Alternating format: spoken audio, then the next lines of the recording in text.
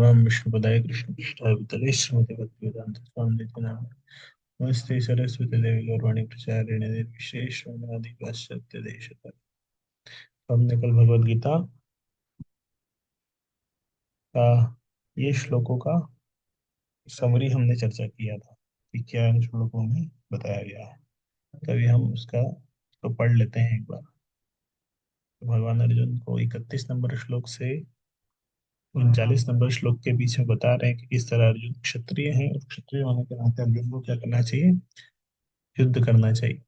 स्वधर्ममपि चावेक्ष न विकम्पितुमर्हसि धर्म्याति युद्धरक्षायो क्षत्रियस्य न विद्यते। क्षत्रिय होने के नाते अपने विशिष्ट धर्म का विचार करते हुए हमें जानना चाहिए कि धर्म के लिए युद्ध करने से बढ़कर हमारे लिए अन्य कोई कार्य नहीं है। अतः तुम्हें संकोच करने की कोई आवश्यकता नहीं है।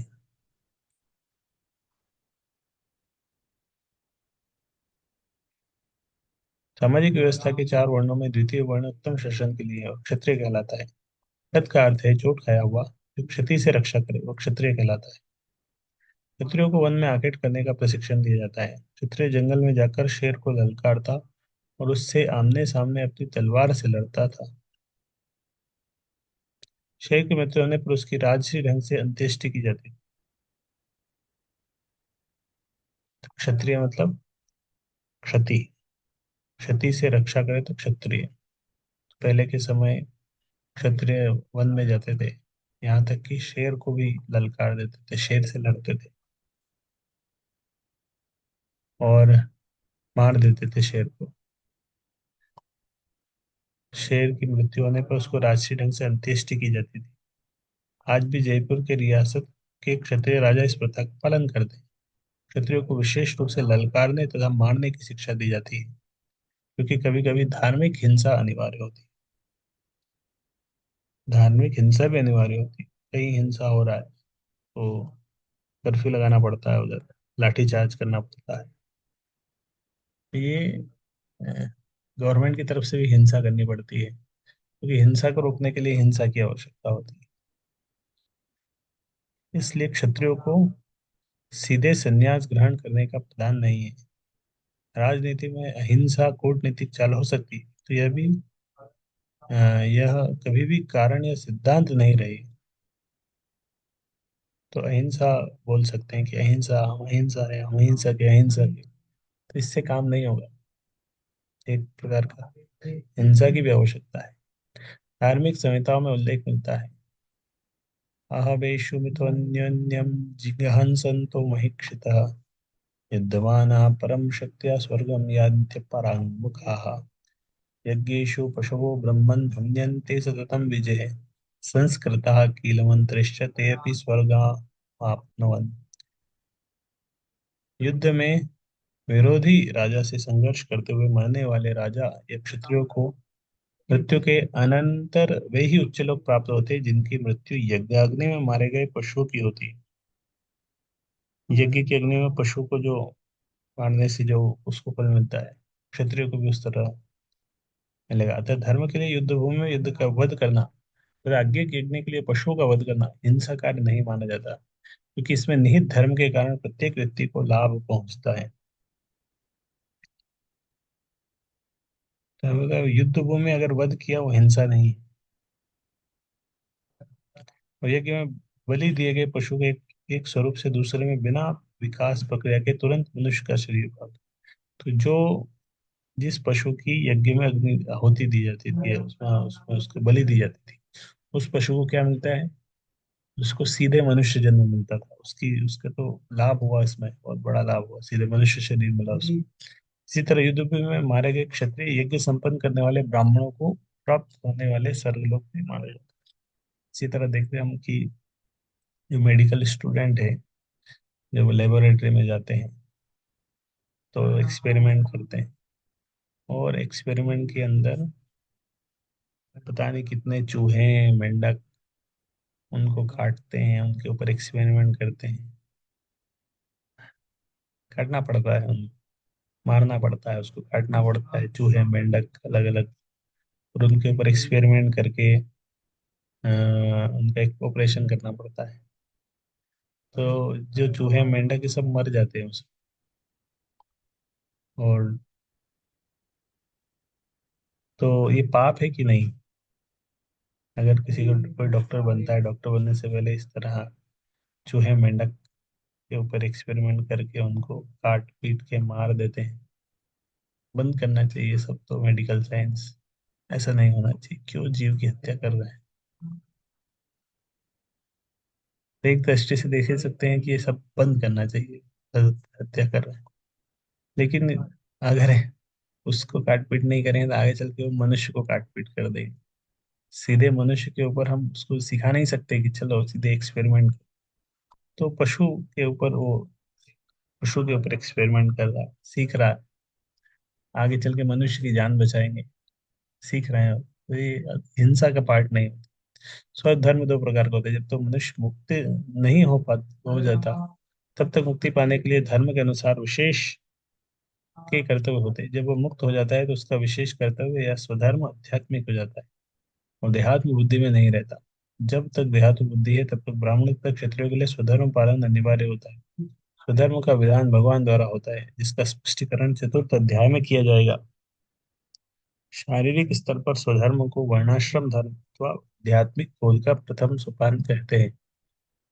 स्वधर्म मतलब, इसके दो अर्थ होते हैं, एक शरीर का धर्म एक है, शरीर का धर्म एक है, और आत्मा का धर्म। तो शरीर के धर्म के स्तर से, शारीरिक स्तर से स्वधर्म क्या हुआ, वर्णाश्रम धर्म। वर्णाश्रम मतलब क्षत्रिय को अपना कार्य करना चाहिए।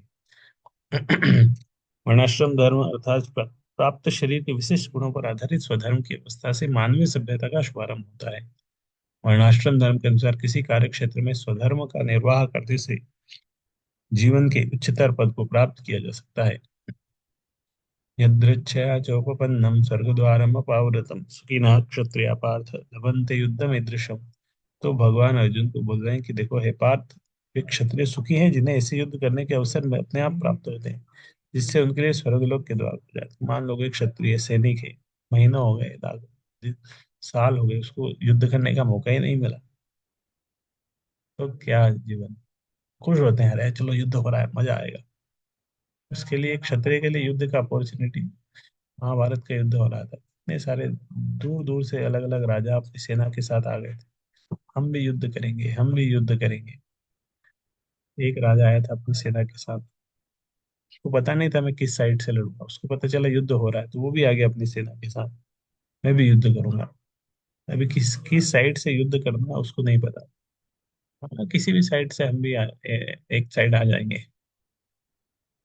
दुर्योधन बहुत एक्सपर्ट था, उसको पता चला था कि वो आ रहा है, तो दुर्योधन ने उस राजा और उसकी सेना के रास्ते में पूरा रुकने का, खाने का पीने का सारा व्यवस्था कर दिया। तो दो तीन जगह स्टॉप होगा सेना का, वहां पे देखा, अरे हमारे लिए पूरा व्यवस्था किया गया है। तो पूछा कि किसने किया, हमारे बोले दुर्योधन ने किया है। बोले ठीक है, हम दुर्योधन की तरफ से लड़ेंगे। तो क्षत्रिय खुश होते हैं जब युद्ध का अवसर मिलता है,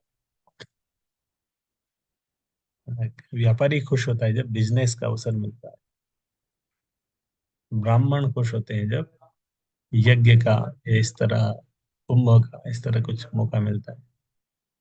भक्त लोग खुश होते हैं जब सेवा का मौका मिलता है। विश्व के परम गुरु भगवान कृष्ण अर्जुन की इस प्रवृत्ति की भर्त्सना करते हैं, जब वो कहता है कि उसे युद्ध में कुछ भी तो लाभ नहीं दिख रहा है, इससे नरक में शाश्वत वास होगा। तो युद्ध में तो क्षत्रियो को लाभ ही है। अर्जुन द्वारा ऐसे वक्तव्य केवल अज्ञान जन्य थे, वे अपने स्वधर्म के आचरण में अहिंसक बनना चाह रहा था। किंतु क्षत्रिय के लिए युद्ध भूमि में स्थित होकर इस प्रकार अहिंसक बनना मूर्खों का दर्शन है। पराशर स्मृति में व्यास देव के पिता पराशर ने कहा है, शत्रु ही प्रजा रक्षण शस्त्र प्राणी प्रदंडयत निर्जित्य पर सैन्यादि क्षतिम धर्मेण पालयत। क्षत्रिय का धर्म है कि वह सभी क्लेशों से नागरिकों की रक्षा करे, इसलिए उसे शांति तथा व्यवस्था बनाए रखने के लिए हिंसा करनी पड़ती है। अतः उसे शत्रु राजाओं के सैनिकों को जीत कर धर्म पूर्वक संसार पर राज्य करना चाहिए। यदि सभी पक्षों पर विचार करें तो अर्जुन को युद्ध से विमुख होने का कोई कारण नहीं था। यदि वो शत्रुओं को जीतता है तो राज्य भोग करेगा, यदि वो युद्ध में मरता है तो स्वर्ग को जाएगा। उसके द्वारा उसके लिए उसके द्वार खुले हैं, युद्ध करने से उसे दोनों तरह से लाभ होगा। ये सब मैं कल बताया था किस तरह अर्जुन को लाभ होगा। 33, अथ चेतम इमं धर्मं संग्रामं न करिष्यसि ततः स्वधर्मं कीर्तिं च हित्वा पापम अवाप्स्यसि। किंतु यदि तुम युद्ध करने के स्वधर्म को न्याय नहीं करते तो तुम्हें निश्चित रूप से अपने कर्तव्य की उपेक्षा करने का पाप लगेगा। तुम योद्धा के रूप में भी अपना यश खो दोगे। तो पहले अध्याय में अर्जुन अलग अलग कारण बता रहा था ना, युद्ध नहीं करने के कारण अर्जुन ढूंढ के लेके आ रहा था। तो अर्जुन ने बहुत सारे कारण बताया था, और उसमें अर्जुन ने एक कारण बताया था कि पाप लगेगा। तो भगवान ने यहाँ बताया कि अर्जुन देखो, तुम अगर युद्ध नहीं करोगे तो तुम्हें पाप लगेगा। अर्जुन विख्यात योद्धा था जिसने शिव आदि अनेक देवताओं से युद्ध करके यश अर्जित किया था। शिकारी के वेश में शिवजी से युद्ध करके उन्हें हरा कर अर्जुन ने उन्हें प्रसन्न किया था। वर के रूप में पाशुपत अस्त्र प्राप्त किया था। सभी लोग जानते थे कि वह एक महान योद्धा है। स्वयं द्रोणाचार्य ने उसे आशीष दिया था और एक विशेष अस्त्र प्रदान किया था जिससे अपने गुरु का भी वध कर सकता था। इस प्रकार वह अपने धर्म पिता एवं स्वर्ग के राजा इंद्र समेत अनेक अधिकारियों से अनेक युद्धों के प्रमाण पत्र प्राप्त कर चुका था। किंतु यदि वह इस समय युद्ध का परित्याग करता है तो केवल क्षत्रिय धर्म की उपेक्षा का दोषी होगा। अभी तो उसके यश की भी हानि होगी और नरक जाने के लिए अपना मार्ग तैयार कर लेगा। दूसरे शब्दों में वह युद्ध करने से नहीं अपितु युद्ध की से पलायन करने के कारण नरक का भागी होगा। युद्ध से पीछे, युद्ध करने से तो नरक में नहीं जाएगा। युद्ध से पीछे हटेगा तो नरक में जाएगा, युद्ध करेगा तो स्वर्ग में जाएगा। हारा जीता फर्क नहीं पड़ता। तो इंद्र के पास बहुत सारे प्रमाण पत्र थे, बहुत बड़ा योद्धा है, बहुत बड़ा योद्धा है, बहुत सारे उसके फॉलोअर है, प्रमाण पत्र मिलता है, सर्टिफिकेशन मिलता है। इस तरह आजकल के सोशल मीडिया लोग भी जिनके सब्सक्राइबर है, फॉलोअर है, उनको बेच देते हैं, प्रमाण पत्र देते हैं। 100K फॉलोअर, प्लेटिनम वो देंगे, सिल्वर का वो देंगे, गोल्डन देंगे, एक प्रमाण पत्र देते हैं। इनके 1 मिलियन, 1 मिलियन फॉलोअर्स, गोल्डन वो देंगे फिर। 34, अकीर्तिम चापि भूतानि कथयिष्यन्ति ते अव्ययाम् संभावितस्य च कीर्तिर्मरणादतिरिच्यते। लोग सदैव तुम्हारे अपयश का वर्णन करेंगे और सम्मानित व्यक्ति के लिए अपयश तो मृत्यु से भी बढ़कर है। तो भगवान ने बोला, बोले तुम्हारे सारे फॉलोवर चले जाएंगे, 1 मिलियन फॉलोवर का जो सर्टिफिकेट मिला है फिर से गिर जाएंगे, सौ सौ पे आ जाओगे, सब अनसब्सक्राइब कर देंगे, नेगेटिव कमेंट करेंगे, ऐसे छोड़ छोड़ के चले जाएंगे, अनफॉलो करेंगे सब, डिसलाइक करने लगेंगे, अकीर्ति हो जाएगी, अपयश हो जाएगा। मतलब इसलिए बोला, लोग सदैव तुम्हारे अपयश का वर्णन करेंगे और सम्मानित व्यक्ति के लिए अपयश तो मृत्यु से भी बढ़कर है। अब अर्जुन के मित्र तथा गुरु के रूप में भगवान कृष्ण अर्जुन को युद्ध से विमुख न होने का अंतिम निर्णय देते हैं। क्या कहते हैं, अर्जुन यदि तुम युद्ध प्रारंभ होने के पूर्व ही युद्ध भूमि छोड़ देते हो तो लोग तुम्हें कायर कहेंगे। इस तरह की कहावत है। अब कायर, हाँ, कायर बार बार मरता है और बहादुर एक बार मरता है। तो जो कायर है, अब भगवान अर्जुन में तुम युद्ध भूमि छोड़ दोगे तो कायर हो। युद्ध भूमि छोड़ दिया, फिर दूसरा कहीं चांस आएगा युद्ध भूमि का, फिर से उसको भाग जाओगे, युद्ध भूमि युद्ध से पीछे हट जाओ। कायर डाइस मेनी टाइम्स, तो बहुत बार इस तरह बोल सकते हैं उसकी मृत्यु हो रही। लेकिन जो योद्धा है वो एक बार मरता है। तुम सोचते हो कि लोग गाली देते रहेंगे तुम्हें, तुम युद्ध भूमि से भागकर अपनी जान बचा लोगे, तो मेरी सलाह है कि तुम्हें युद्ध में मर जाना ही श्रेष्ठ करोगे। अब तुम्हारे कह रहे लोग गाली देना है, देने देते रहे, लेकिन मैं तो भाग युद्ध युद्ध नहीं करूंगा। तुम्हारे बोले उससे तो अच्छा है तुम युद्ध में मर जाओ। तुम जैसे सम्मानीय व्यक्ति के लिए अपकीर्ति मृत्यु से भी बुरी है, तो तुम्हें प्राण प्राण भय से भागना नहीं चाहिए, युद्ध में मर जाना ही श्रेष्ठ करोगा। इससे तुम मेरी मित्रता का दुरुपयोग करने और समाज में अपनी प्रतिष्ठा खोने का अपयश से बच जाओगे। समाज में तुम्हारा जो अपयश होने वाला उससे बच जाओगे। लोग बोलेंगे ठीक है, कम से कम युद्ध तो लड़ा था, हार गया तो क्या बात है। तो अर्जुन के लिए भगवान का अंतिम निर्णय था कि वह संग्राम से पलायन न करे अपितु युद्ध करे। भयाद्रणादु परतम मश्यन्ते त्वां महारथा ईशां च त्वं बहुमतो भूत्वा यास्यसि लाघवम्।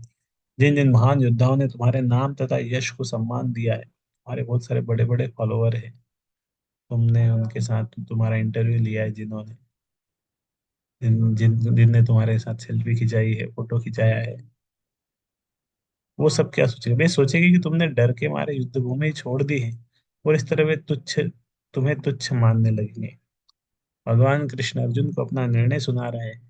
यह मत सोचो कि दुर्योधन, कर्ण तथा अन्य समकालीन महारथी यह सोचेंगे कि तुमने अपने भाइयों तथा पितामह पर दया करके युद्ध भूमि छोड़ी।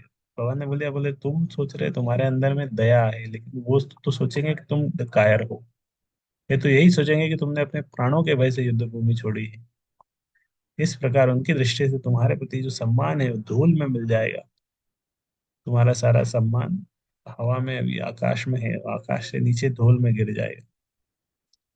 अवाच्यवादांश बहून् वदिष्यन्ति तवा हितः निन्दस्त सामर्थ्यम तको दुत्थ तरुम निकम। तुम्हारे शत्रु अनेक प्रकार के कटु शब्दों से तुम्हारा वर्णन करेंगे और तुम्हारी सामर्थ्य का उपहास करेंगे। तुम्हारे लिए इससे दुखदाई और क्या हो सकता, बहुत कष्ट होगा। निंदा सुनना आसान नहीं है। कोई कुछ बोल देगा, अरे थोड़ा कुछ बोल देता है, कितना कष्ट होता है। कटु शब्द हृदय को बहुत आघात पहुंचाते हैं। एक कटु शब्द शरीर के ऊपर शस्त्र का वार भर, वो तो वार से जो घाव होता है भर जाता है कुछ समय बाद, फिर उसका दर्द नहीं होता है। कटु शब्द जो आघात पहुंचाते हैं हृदय के ऊपर, इतना कष्ट देते हैं, इतना कष्ट देते हैं, घाव भरता ही नहीं, और हम उस घाव को खुदेर लेते हैं।